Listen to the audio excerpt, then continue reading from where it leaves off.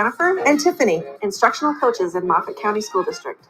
You're listening to Pivot, Inspire, Elevate. This podcast is dedicated to helping you pivot instruction, inspire others, and elevate learners at all levels. We believe you should never stop growing, never stop learning, never stop sharing.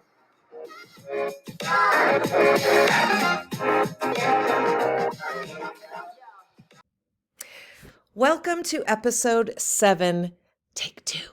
I forgot to say that. Okay, I know.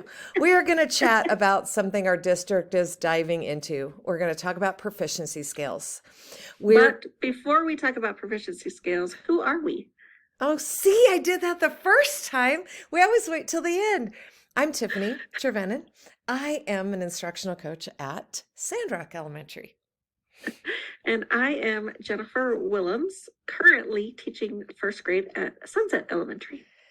But, oh, wise guru of all things still. Okay, so as we continue our podcast, we're looking at parts of Marzano's model of instruction. And in this episode, we're talking about element 1. And I'm going to say it again because it took me till Jen and I were practicing just a second ago to figure out why Marzano tells us to start with context, and yet feedback is the first design area and the first elements, and context and relationships are the last of the elements. And of course, Guru Jen says, well, that's because we plan with the end in mind. Duh. I feel silly now. But she says, it's why, you know what, y'all? This is exactly why you collaborate. You cannot do it yourself. I'm fairly smart, but it takes lots of together and conversation to really make it better. And I just can't imagine not doing it. Thanks, Jen. Okay. No problem. So, in this category of feedback, we're starting at the first design area of providing and communicating clear learning goals. And you're going to understand why targets and proficiency scales go together as we chat. So the goal of this area is for students to understand their progression of knowledge, what they're expected to master, and where they are along that progression. So one of the first strategies in this element is clearly articulating learning goals. And I laugh because that is ridiculously my favorite thing now. Probably because it keeps me on track when I'm in the classroom. I'm nodding my head like, don't you agree, Jen? Makes sense. Yes, it does. Definitely. It does. It's a pro. And I'm going to go more into that in a minute. So, clearly articulating learning goals. Now, Marzano uses the terms learning goals, learning targets, learning objectives interchangeably. And he says that in his book. And he says, as long as your district defines it and has an operational definition and use it consistently, it's okay. There isn't a specific definition for each of them. But as we were just talking, we define them the same. I tend to use learning goal as the bigger overarching thing. More of a theme that comes from the standards. It might be the standard. Some of those standards are so big, though, that there may be several learning goals that come from a standard. Is that how you define learning goals, Jen? Yes, it is, but I'm thinking in a much simpler format. I know. And when you talk about proficiency scales, that will be clear. Yes, that will be clear. And I guess I'm jumping ahead, envisioning it, but I pull out targets, and they might be daily. They may take a couple of days. I don't know. I don't want to call it a daily learning target because sometimes they go for a few days or a unit. But the targets, I use target as the goal really unpacked. What are the specific things I'm going to have to do to reach that goal? No? Okay, let's define more. You are correct. But again, you're using it interchangeably, learning goal and learning target. So you're saying learning target are the things that we do to meet the learning goal. Yes. That's what I'm Okay, saying. got it. But I Keep don't going. say it as clear and concise as you do because that's why I need a learning target. Anyway, so yes, that is I'm picturing it in my mind. You're picturing it on the paper. That's how I've always used it. So when we're talking learning targets, they come from your standards, from your learning goal. They're usually written in the student language I can. We don't want to confuse learning targets with activities or assignments. That's the way you're practicing. That's the things you're having kids do in order to meet that target. And when we're planning with that end in mind, we're planning with that target first. And it might be a declarative, it might be the understand. Like students will understand plot, theme, conflict, insert whatever. Or a social studies example, students will understand the defining characteristics of a barter system. Your learning target might be something they can do. It might be procedural, not the assignment, but it may be I can identify the theme of a text. I can describe the plot of a story. I can explain immediate reciprocal exchange or analyze the advantages and disadvantages of a barter system. Then the activity is how you're going to have them analyze, or the activity is how you're going to have them identify the theme or plot. Now, when I'm doing learning targets, it felt so awkward at first. Do you remember years ago, Jen, when we went to theory into practice and we were first introduced to learning targets? I do remember. It was very awkward. Oh, Still, sometimes it feels awkward, depending on who the audience is, I guess. maybe. I guess I don't anymore because I can't even imagine teaching without it. But I do remember it was so awkward at first. And the whole thing was it was becoming a thing when we first did it. And people were posting them in their classrooms. And that was a Moffat County thing where we posted them, but it was more than that. We were supposed to unpack them with students and bring them back into the lesson. And then our assessment needed to align. And those are some of the routines I'm going to talk about in a minute. But I remember seeing on social media people having kids just recite the target. And that was the learning target. Do you remember seeing that? Kids would just say it Yes. over and over and over. Mhm. And that really isn't helping them connect the target to where the progression of knowledge is or what they're going to need to do. So when we're talking about your routines for learning targets, one of the first things I do is that's the first thing I plan before I start planning my lesson. I pull out what are my targets going to be? Is this a day? Is this one going to take 2 days? And then it allows me to figure out how my lesson is going to flow. It allows me to figure out what types of practice I'm going to have them do. Because if it's identify, we might just do a sort, we might do a matching. If it also is going to tell me how I'm going to assess. So what types of practice will they do? How am I going to get kids to interact? How will I assess? Then I do post it. Now, some people put it in their slideshows and then they put it throughout their slideshow to remember to bring it back. I've done that, but I find I just have to put it on one of those. Have you seen the great big sticky notes? Not the I have. poster paper I sticky love ones, but those. it's a post-it, but it's a It's square almost like post-it. a 10 by 10 Yes, size. it is. It's a 10 by 10 post-it. And I put my targets on that and put that up on my math wall or my literacy wall. Because then what I do is right there with kids, when I unpack the target or unwrap, whichever word you're going to use, what does it mean to, because I'm elementary, what does it mean to identify? What is this? What is the plot? What does that mean? And I write right on the target our definition of that. And then sometimes I'll even put a little sticky on the big sticky that says, this is what you're going to be doing. So you're going to be doing a sort at the end. So listen up because you're going to have to match these things, or you're going to have to tell your neighbor, or you're going to have to write a compare and contrast paper on this. So sometimes I add that. I know that was a big deal for a while, adding the by.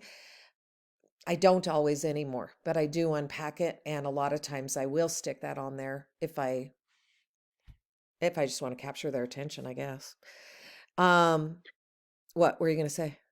I'm just thinking that I don't often see the by statement written or posted anymore in Yeah. classrooms, but I do know that people have thought about that because there's very clearly a thing that the students know they're going to do to prove that they Uh-huh. know the So target. one way I did it, I'm going to take Wonders reading, or if you have a unit of study, if you're in high school, it doesn't matter. If you're doing a character analysis or you're talking about author's point of view, we're doing that not just in one day, we're doing it over several days. So if my target has to do with point of view, my activities or my assessment that they're going to do, I have several different sticky notes. So on Monday, that's why I use a little sticky on the big sticky, because maybe on Monday you're just going to tell a partner, or you're going to identify what the character said or did to help us figure out what the point of view is. And maybe the second day we're going to pick from a list of blah, blah, blah. And the third day you're going to write a paragraph, an ACE response around the author's point of view. So that's how I have used the by in that way. But anyway, then I leave it posted for the reason of bringing it back. Often kids, for me, will ask questions and it sparks a connection for me, or it gets me going down a rabbit hole. And I then jump off my lesson plans, and then I've lost precious, precious time. So when I started doing learning targets, and I had to plan when to bring those back in, now it's very natural. It totally keeps me on, because if a student asks me a question, I'm like, you know what, we're going to talk about that in 2 days. Or that is exactly what we're talking about with this target. What makes this relate to what we're talking about? So how do you know how to do this target? I'm pointing behind me on the wall, by the way, and you can't see me doing that. It's so funny. Uh, it, it, or I'll have kids in the middle. I'll say, hey guys, we're talking about being able to identify the author's point of view. Stop right now on this page. What do you think the author's point of view is right here? Were you able to figure it out? I mean, it's a self-assessment even in the middle of the lesson. And then, so that's that bringing it back.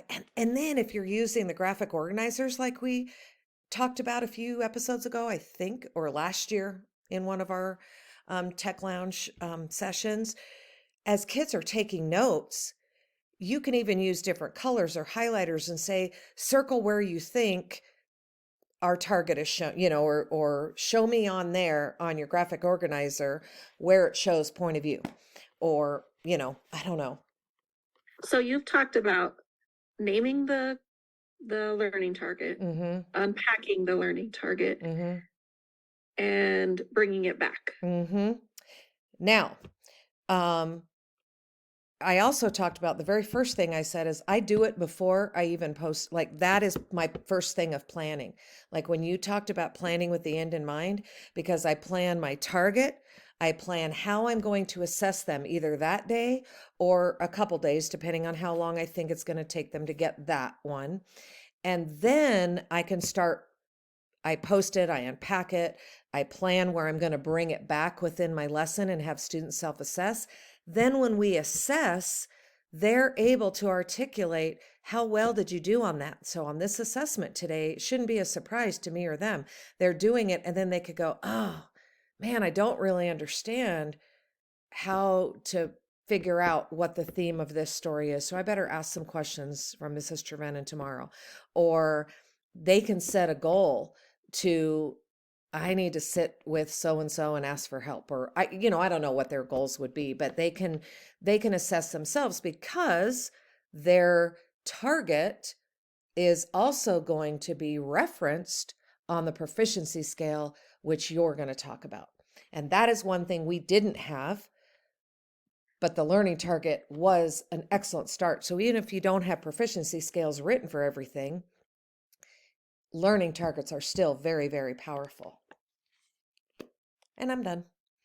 So how do learning targets fit into proficiency scales, Jennifer? Well, I'm so glad that you were just boom, done. Okay. All right. So you're right. Even if we don't have proficiency scales written for everything that we're teaching right now, it still is a great place to guide that learning and be able to think about the progression of learning. Mm-hmm. So where the proficiency scale comes in is it really helps define that progression of learning that we want the kids to understand where they fall. So we recently learned about proficiency scales. And just a quick recap, it means, so we have that scale in our district. We are doing, I believe, 1 to 4. I believe that's what we've decided as a district. I don't know. 1.5 to 2.5, 3, 3.5. Oh, and yes, 4. yes. 4. One scale. Well, I think, well, But the 4 is there's a generic 0 for me. coming down the pike, but that's Okay, weird to me. well, So let's not at talk any about a rate- 0. We're not going to talk about a 0. So the proficiency scale itself is our progression of learning. So Tiffany talked a little bit about declarative things as well as procedural things. Mm-hmm. Typically, we're going to find those procedural things in the level 2, because as we think about a progression, those procedural things, we have to be able to do this, this, and this before we can meet our 3.0 goal. Which a lot of times is written in a declarative way. Now, sometimes there are verbs and things to do, but there are understandings in order to get to that higher level on Bloom's anyway. So if you've got a verb of explain or analyze or synthesize, there is some declarative understandings as well. Yes. So exactly. I'm not saying that all of the 2.0 things are going to be those lower level Bloom's skills. But typically that's where it's unpacked. Typically that's where you're going to find those. So in the 2.0, we just have to think that that's going to be the vocabulary that students are going to need to be familiar with, as well as those stepping stones to get to our ultimate goal. And then of course our 4.0 is going above our goal, but not necessarily the next grade levels material. So 4 is above our goal, but not necessarily the next grade level. I think those, we're not great at doing them yet, but if I keep in mind transfer of knowledge to new and different situations, that's how right now I'm helping myself get better at that, instead of what's a harder skill. It's not necessarily a harder, higher skill. It's just a little more in depth or a little more transfer to a different and new unique situation. Yes, exactly. So knowing that, so really we can now, as we write these, we can find our learning targets from our proficiency scale. Mm-hmm. So when we use these proficiency scales, they can be tied to all areas of our teaching. So not only is it tied to our instruction, because we just now talked about that's where we can find our learning targets, but it's also our curriculum. So we know if all of us are using these proficiency scales, that basically becomes what we're teaching. That's our what. Yeah. So we're not going to deviate from that. That's our what. Can we change how we're doing that? Yes, definitely. So we have our what. So they're tied to our curriculum. They're tied to our instruction because it's telling us the progression and our learning targets. So then it's also tied to our assessment, because we are going to assess students. I mean, we can go really detailed and create an assessment that has questions that show everything for level 2, everything for level 3. It depends on how in-depth we want to get with creating these assessments, but our assessments are coming from the learning targets, because we just talked about if that's going to be our learning target, we need to assess the students on that specific thing, right? Correct. Learning target. And how powerful, I wish we would have known about proficiency scales before, because how powerful is this when we've moved to a 4-day And Yeah. even if we were 5 day, regardless, there's no way we can teach all the standards. So we needed to have figured out priority standards previous to this anyway. And now when we Yes. have these proficiency scales, how we can literally make better choices when we're using our curricular resources, when we're finding out from our proficiency scales that our curricular resources maybe they don't have enough, we need more practice. But now if we have to go outside of our resources, we can be very, very targeted and understand exactly what we're looking for, and not just randomly Exactly. be picking things. It's just saves Exactly. us time, Which saves is us money, keeps us hyper focused for kids. which is what when we hear the words guaranteed and viable when they're talking about our curriculum, this is what's guiding that. Yes. Like Yep. if we're guaranteed if we're doing it, it's Yep. viable if we know specifically what we're looking for. And if we know it is exactly going to help us with this target, with this goal on this proficiency, because if it's going to help us meet the priority standard that we chose, then we know that. Yep. And it's not an So- argument of this resource or that resource. It's Right. whatever. It's just, does it meet the Yep, target that we're correct. looking for? Does it match our learning goal? Love it. So then, so we said curriculum, instruction, assessment, and then that moves us to feedback, which I I know. believe kind of where we want, because we've all wanted to move across on the teacher rubric. Like we want the students to be doing this, to do these things. I think this is the tool that will help a lot of us get there. So because we the did it in feedback. first grade. First graders, you guys, Yep. graded their own writing pieces from a proficiency scale on the genre. To me, it was more like a rubric. And Jen, I want you to define, and I'm going to see if Okay. my definitions are the same as yours, but they're able to grade themselves and know where they are in it. And I take it back. It was more of a rubric that came from the standard on the proficiencies, that level 3, the Yes. mastery part on the proficiency scale. Yes. Okay. So being able to provide feedback to our students from the proficiency scales, because we know exactly what the targets are, we know what we're looking for, so we can provide specific feedback. But the power here is now students can also provide feedback or get feedback from themselves. Some maybe peers, depending on how you want to handle that, but there's a very steady tool for that feedback to happen. Well, So and if you've that's where unpacked, student goal setting. Yeah, comes and if from. you've unpacked the target, they know what they're aiming at. Yep. So they know if I've hit that, or if nope, I'm still down at level 2. Gosh darn it, what do I need to do? Yep. Yeah. And it's no longer asking for extra credit. It's asking for specific things to help them move to the next level of learning on the progression. So not only are we identifying things for the students and the teachers, right? But now parents can be much more involved, because in the way the proficiency scale is written, because we need it for students to understand. So that means the avenue for parents to understand is going to be there also.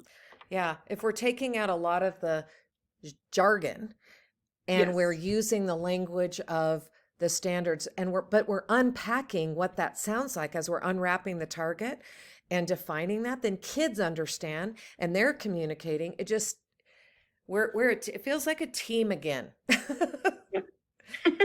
It sure does.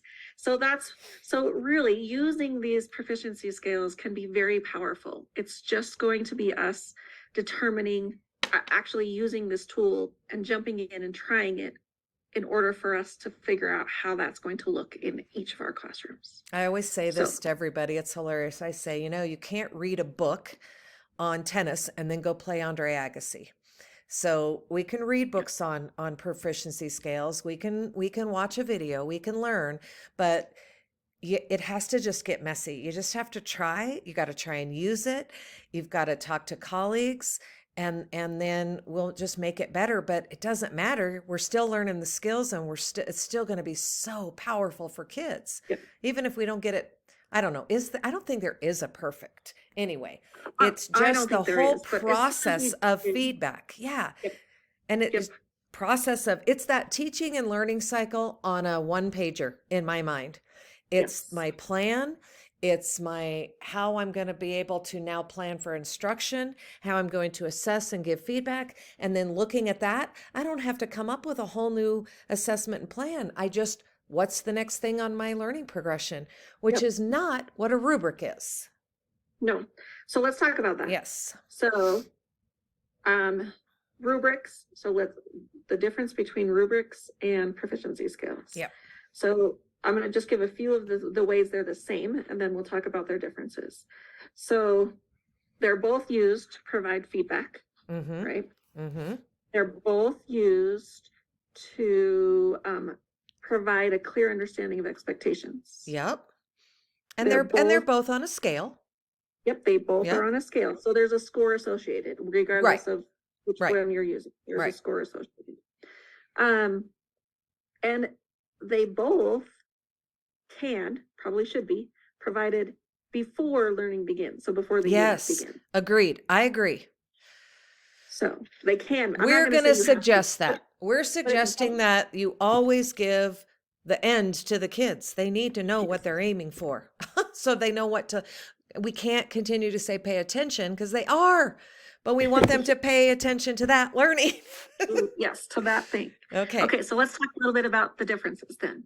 So rubrics are typically developed for a specific product or project or a task. Yes, typically. That's what my understanding is. They examine part of a performance on a specific assignment. Yes. Yeah. Exactly. They're related. Even if in writing we're saying this is the rubric for this genre of writing, it doesn't matter. It's meant for that genre. Yes. It's meant for explanatory texts or my how-to. Yeah, it is meant for that one piece of writing. Whereas your proficiency scale is written for just a broad understanding of a learning goal. Yes, maybe the writing process, and that's one genre as part of their mastery or level 2, I don't know, wherever it is on your proficiency scale. So you might have rubrics for some of the things on a proficiency scale, but your proficiency scale is your progression. Exactly. So that's my next difference. Oh, sorry. Your proficiency scale is the progress towards your ultimate goal. Yeah. Whereas the rubric is only evaluating that specific performance. That's my understanding as well. Yeah. Yeah. Then, so the proficiency scale is used as a framework for our instruction, relating to that ultimate goal. Yeah. Rubric is only focusing on those critical components for that project that you have created it for. And you may or may not have a rubric for things in there. Yeah. Okay.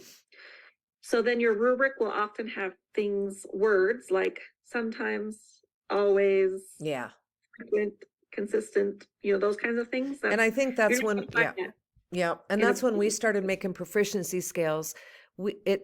People had knowledge of rubrics, and it looked like a rubric. And I think that's where some started. That's how they delineated the differences. And now that we know more, we're going back and fixing those. But that's the messy, right? Now we understand, and Yep.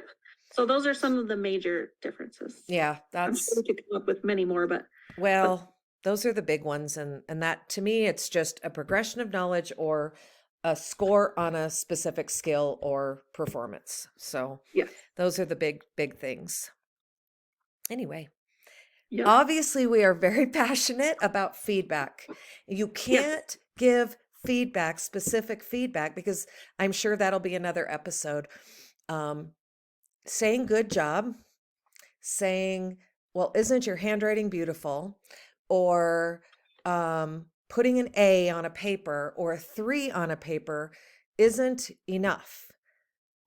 We have to provide specific feedback. And the way to do that is to know exactly what you're assessing through a learning target or proficiency scale, knowing where you are in that progression.